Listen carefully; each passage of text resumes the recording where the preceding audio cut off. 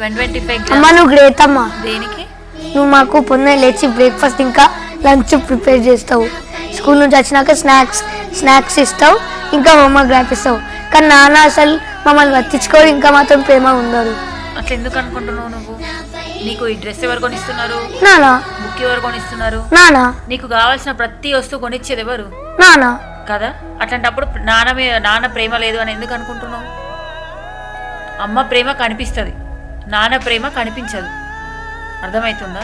అరే అమ్మ ఇంకోసారి నాన్న అట్లనా.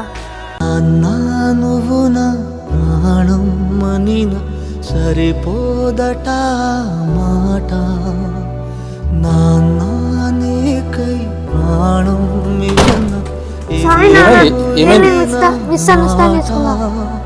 నిజాన్నిలా నేనేం చేసినా మీ మంచికే కూడా.